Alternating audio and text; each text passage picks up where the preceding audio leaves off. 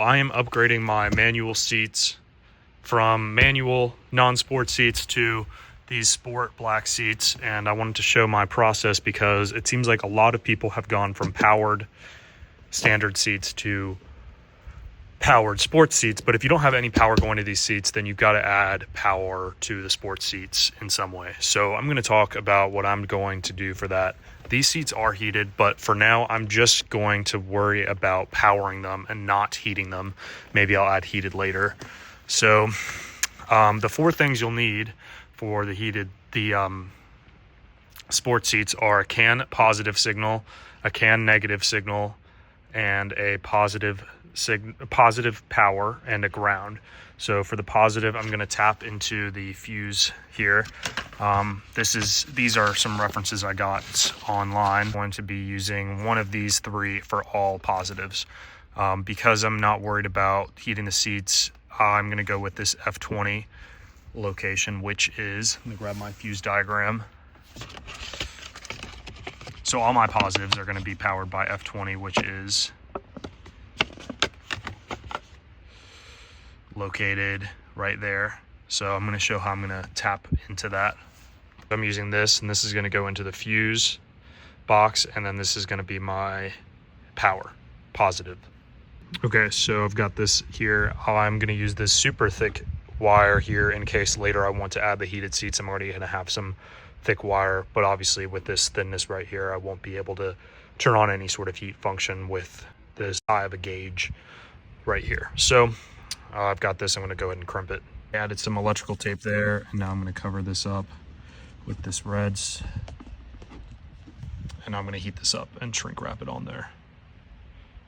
Okay, that looks good enough to me, so I'm going to go ahead and put this in the fuse that we talked about, location 20. Okay, I got that in there. I'm just going to leave it like this for testing purposes to make sure everything's working, and then I'll probably unplug it and run it through this plastic and up and around over to the driver's seat. Okay, so I'm going to put that over there for now and move over to the driver's seat. Some of this work has already been done, so I'll show you what I've done already. Pulling up this, removing the old seat, got the new seat in here, just not bolted in or anything. And underneath this carpet, I shaved down the paint underneath one of these bolts. You can see how on this side it is. And I've screwed in a negative, so that's going to be our negative right there.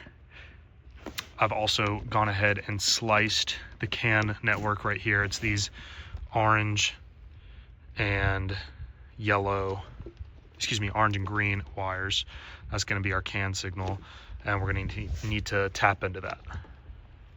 Unfortunately, those orange and green wires aren't the same on every car, different color-wise, so you do have to figure out which one is CAN high and which one is CAN low. So to do that, you take the negative terminal on a volt reader, and you put that to ground of car, and then you touch the positive end to one of those two wires, and if it's between these two voltages, then you've got your high one, and if it's between these two voltages, then you've got your CAN low.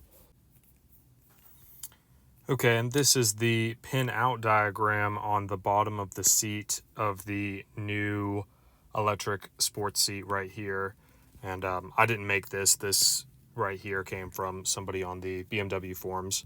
But I'm going to show where you would connect each line. So you've got the key here. The positive is the glove box wire that I added. The negative is that ground on the underneath the driver's seat. The CAN positive is that positive CAN connection network wire, and the CAN negative is the negative CAN network wire.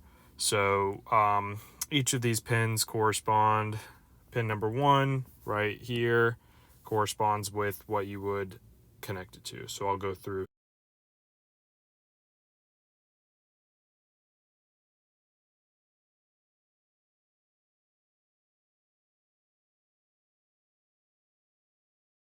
Okay, and once everything's connected, we can test it, make sure it works.